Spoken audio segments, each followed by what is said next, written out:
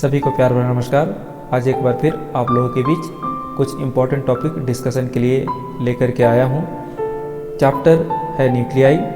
इस चैप्टर में कुछ न्यूक्लियर फिनोमेना या रिएक्शन की बात करेंगे जो कि फ्यूचर सोर्स ऑफ एनर्जी है, source of energy of stars भी है। चलिए वन बाय वन करके इसकी बात कर लेते हैं। जी हाँ, मैं बात कर रहा हूँ न्यूक्लियर फिजन और न्यूक्लियर फ्यूजन की।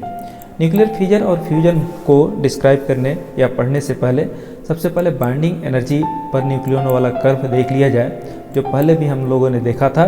एक एक्सिस में मास नंबर, दूसरे एक्सिस में बाइंडिंग एनर्जी पर न्यूक्लियन, और ये ग्राफ कुछ आपको ऐसा मिला था। इसमें एक बीच का रीजन जो था वो रीजन ऑफ मैक्सिमम स्टेबिलिटी, इसकी बात हम लोगों ने की थी। रीजन ऑफ मैक्सिमम स्टेबिलिटी के right side as well as left side आप देख रहे हैं कि बाइंडिंग एनर्जी कंपैरेटिवली कम है। बाइंडिंग एनर्जी कंपैरेटिवली कम होने का मतलब स्टेबिलिटी का कम होना, और जो कम स्टेबल होगा उसमें एक टेंडेंसी होगी कि वो ज़्यादा स्टेबल बनना चाहे। ऑब्वियस है। तब आप यहाँ पर देख रहे होंगे कि ऑन द राइट साइड जो भी न्यूक्लियाई हैं वो टूट करके लाइट बनना चाहेंगे ताकि उनकी binding energy per nucleon increase हो जाए। ये प्रोसेस जो होगा जिसमें एक हैवी न्यूक्लियस टूट करके स्प्लिट करके लाइट न्यूक्लियस में कन्वर्ट होगा, इसे आप न्यूक्लियर फिजन के नाम से जानेंगे। जबकि आप लेफ़्ट साइड देखें तो लेफ़्ट साइड लाइट न्यूक्लियाई हैं, ये जब कंबाइन हो जाएंगे तो कंबाइन होने के बाद इनका बाइंडिंग एनर्जी पर न्यूक्लियन बढ़ जाएगा और इस हाल में ये ज़्यादा स्टेबल हो जाएंगे। इस प्रोसेस को हम लोग न्यूक्लियर फ्यूजन के नाम से जानते हैं। और ज़्यादा डिटेल में न्यूक्लियर फिजन और फ्यूजन को देख लिया जाए। मेरी कोशिश होती है कि मैक्सिमम डिटेल मैं आपको दे दूं। तो सबसे पहले जैसा कि आपको मैंने बताया था कि न्यूक्लियर फिजन एक प्रोसेस है जिसमें एक हैवी न्यूक्लियस स्प्लिट होकर के लाइट न्यूक्लियाई में कंपैरेबल साइज के बट जाता है, और इस प्रोसेस में enormous amount of energy release होती है। जैसा कि आप एक एग्जांपल में देख रहे हैं, यूरेनियम 235 को जब एक स्लो न्यूट्रॉन से बम्बार्ड किया गया तो यूरेनियम 236 बना।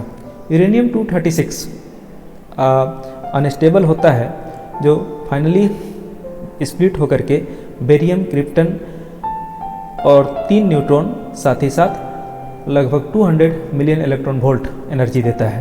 200 मिलियन इलेक्ट्रॉन वोल्ट एनर्जी एक काफ़ी ज़्यादा एनर्जी है।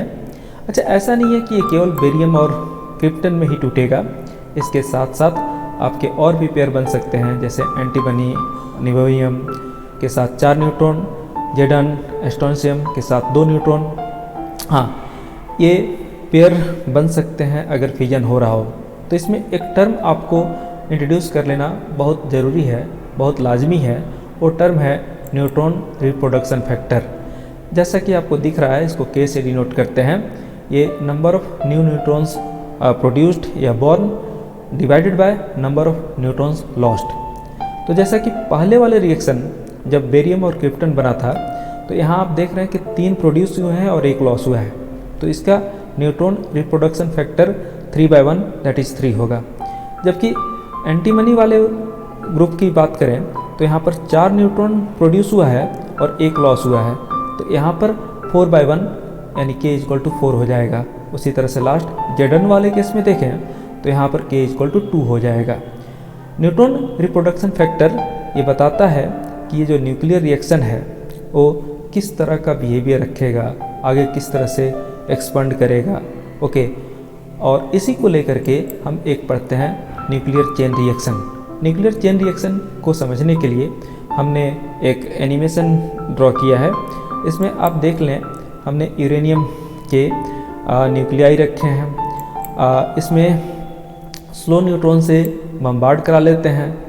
स्लो न्यूट्रॉन से जब बम्बार्ड होता है तो यूरेनियम स्प्लिट कर जाता है, और स्प्लिट करके आपको फर्दर न्यूक्लियर फिजन का प्रोसेस 1 by 1 चेन के फॉर्म में दिखता है। अब स्टेज वाइज बात करें तो हमारे पास यहाँ पर 3 स्टेज अवेलेबल हैं।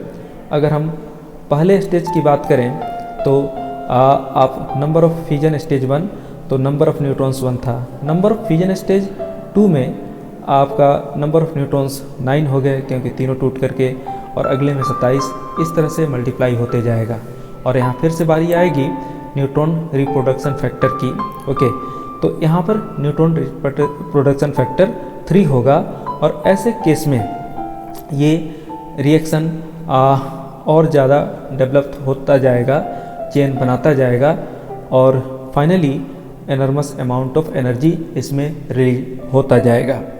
अगर इस रिएक्शन को कंट्रोल नहीं किया जाए, अनकंट्रोल्ड रहे, तो ऐसे केस में ये एक डिवास्टेटिंग डिवाइस का काम करेगा, जिसको हम लोग एटॉमिक बम कहते हैं। ओके, अब यहाँ पर चेन रिएक्शन की बात करें तो एक और होता है टर्म जिसके तहत इसका डिस्कशन बहुत ज़रूरी है, वो है क्रिटिकल साइज। यहाँ पर अगर आप बात करेंगे जो फिजनेबल मटेरियल है, जैसे यहाँ पर यूरेनियम को हमने लिया है, उसका साइज एक ख़ास होना चाहिए जिससे कि न्यूक्लियर चेन रिएक्शन हो, इसे हम क्रिटिकल साइज कहते हैं। यहाँ पर एक ख़ास ये बात है कि जो न्यूट्रॉन हमने बम्बार्ड किया था वो जा कर के उसमें से पार ना हो जाए, उसमें जा कर के रहे, तभी जा कर के अनस्टेबिलिटी को डेवलप कर पाएगा, और तभी जा कर के फ्यूजन रिएक्शन होगा।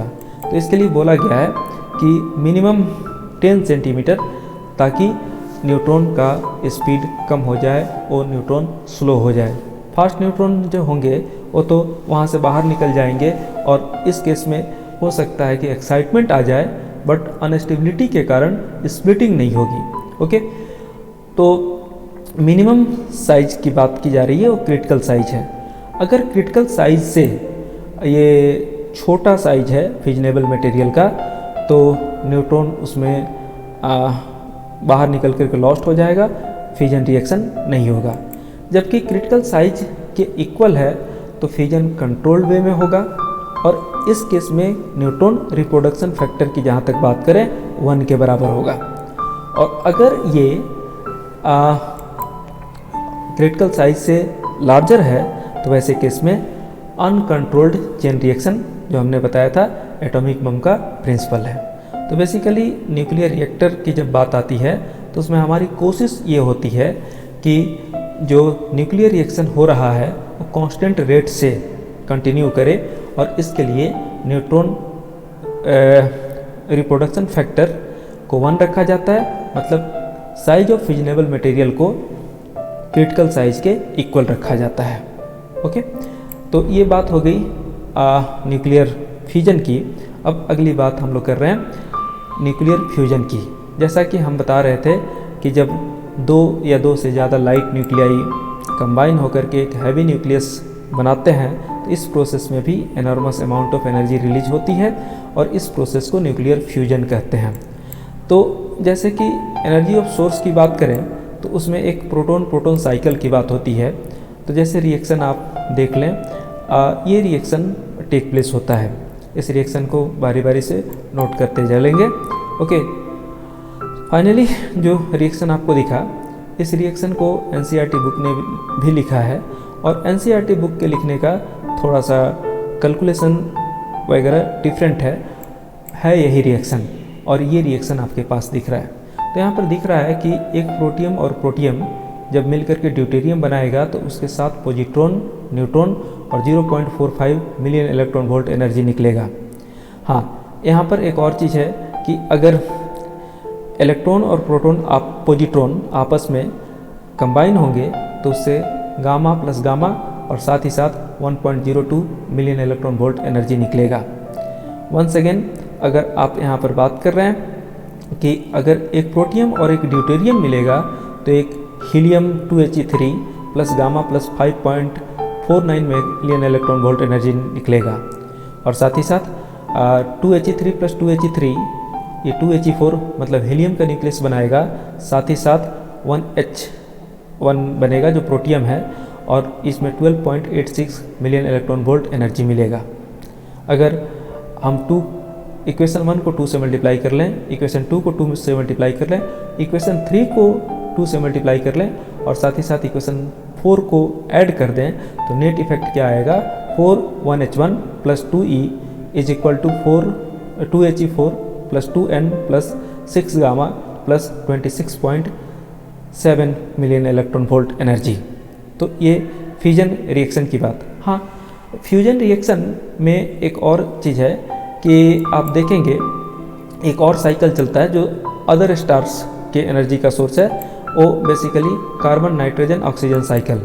आप देख रहे होंगे यहाँ पर कार्बन से नाइट्रोजन, बीच में एक ऑक्सीजन का भी आएगा और फाइनली वापस कार्बन बन जाएगा। तो इसको CNO साइकिल या कार्बन नाइट्रोजन ऑक्सीजन साइकिल बोलते हैं, जो जनरली अदर स्टार्स में टेक प्लेस होता है। ओके, वो स्टार के सोर्स का एनर्जी का सोर्स होगा। चलिए इसके बाद हम लोग बात कर लेते हैं difference between fusion and fission, इसको कंपाइल करके। तो जैसा कि पहला तो डिफरेंस रिएक्शन का, जिसको आपको मैंने डिस्क्राइब किया था। दूसरा डिफरेंस अगर यहाँ पर देखा जाए न्यूक्लियर फ्यूजन में, तो न्यूक्लियर फ्यूजन में आपने देखा कि 26.7 मिलियन इलेक्ट्रॉन वोल्ट का एनर्जी रिलीज हुआ था। अगर उसको 4 से डिवाइड कर लें, क्योंकि यहाँ 1H1 है, तो वैसे केस में पर न्यूक्लियन यहाँ पर करीबन, है ना, कितने आप कैलकुलेट कर सकते हैं, 8 मिलियन इलेक्ट्रॉन वोल्ट के आसपास, 8 से थोड़ा सा ज़्यादा एनर्जी रिलीज होगा। जबकि यहाँ पर हमने बात किया, तो यहाँ पर हमने एक यूरेनियम जिसका टॉप 40 के आसपास मास नंबर है, स्प्लिट होकर के A=220 बना, बाइंडिंग एनर्जी से कैलकुलेट किया, तो हमने देखा कि पर न्यूक्लियन लगभग 8.5 million electron volt, sorry per nucleon निकालने की बात करें तो यहाँ पर 0.9 मिलियन इलेक्ट्रॉन वोल्ट के आसपास का एनर्जी रिलीज होता है। ये पहला डिफरेंस है। दूसरा डेफिनेशन का डिफरेंस मैंने बताया था, लाइट कंबाइन होंगे, हैवी बनेंगे तो ये फ्यूजन कहलाएगा, हैवी स्प्लिट होंगे, लाइट बनेंगे तो ये फ्यूजन कहलाएगा। दोनों ही प्रोसेस में enormous amount of energy release होंगी। हाँ, एक की बात कर रहे थे जब फ्यूजन, तो ये source of energy of stars है, और दूसरे की बात कर रहे थे ये प्रिंसिपल ऑफ न्यूक्लियर रिएक्टर है। पर न्यूक्लियर एनर्जी की रिलीज पे भी बात हुई, है ना, फ्यूजन में ज़्यादा है, फ्यूजन में कम है। अच्छा, फ्यूजन कराने के लिए जो टेम्परेचर का रिक्वायरमेंट है वो बेसिकली 3 × 10⁹ केल्विन, जो काफ़ी हाई टेम्परेचर होता है। और ये टेम्परेचर बेसिकली सन या स्टार्स के कोर में ही मिलता है। इसलिए नॉर्मल तरीके में फ्यूजन रिएक्शन लेबोरेटरी वगैरह में कंप्लीट कर पाना एक इम्पॉसिबल सा टास्क है। लेकिन अगर हम बात करें फ्यूजन की, तो फ्यूजन में हमको स्लो न्यूट्रॉन से बम्बार्ड करना पड़ता है, जैसा कि पूरा डिस्कशन ऊपर में मिला था। ओके, और जैसा कि फ्यूजन की बात कर रहे हैं, इसको कंट्रोल नहीं कर सकते। फ्यूजन की बात हम लोग कर रहे थे, इसे कंट्रोल भी किया जा सकता है, कंट्रोल करके ही न्यूक्लियर रिएक्टर का प्रिंसिपल स्टार्ट होता है। ओके, तो फाइनली होपफुली आपको ये सब बातें क्लियरली समझ में आ गई होंगी। नोट्स जैसा कि लिखा हुआ है वैसे ही बना लीजिएगा। Have a nice day. मुझे लगता है अगले वीडियो तक आप बने रहेंगे। Thank you.